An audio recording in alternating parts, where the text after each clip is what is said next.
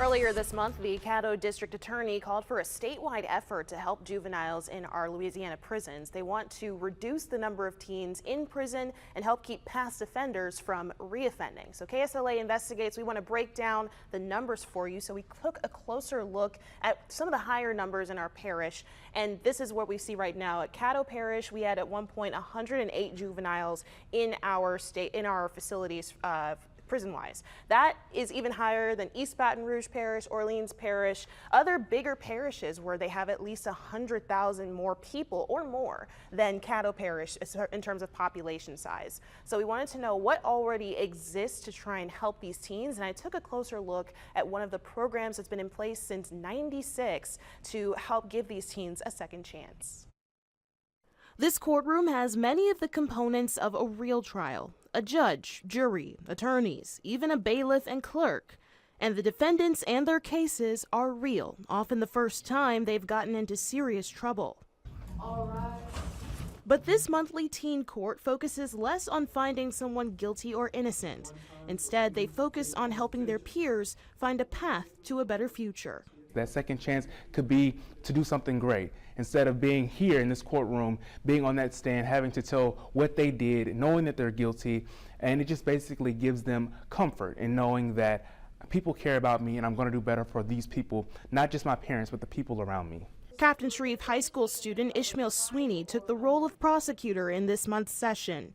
In the end of each case, he and his peers advocated for the defendants to do community service, to write essays about their actions, and serve as teen court jurors in the future.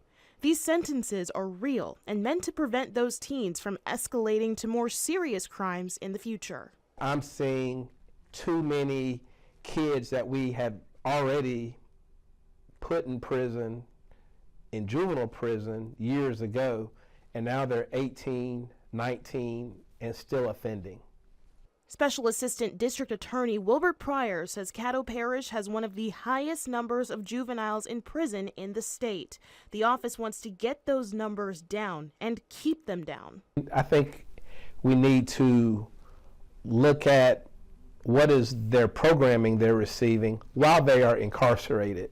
And we need to look at it to make sure the taxpayers' money that's going to these programs, making sure it's in the best practices and that we are setting up in the best way we can. That's already part of Louisiana's goal. According to the state's Department of Public Safety and Corrections, by 2025, state officials aim to use money from reinvestment savings into recidivism reduction, keeping people who have already served time from landing back in prison. We know that recidivism can be high for those students coming back into a system where they don't have the support that they need. Shonda Houston Doty is the Director of Youth Services at Volunteers for Youth Justice. She says the support has to come not just when the teens are in prison, but when they make it home, and that support can take many forms. A community of family, counselors, mentors, and their peers. We are all not perfect people, but we all deserve that second chance.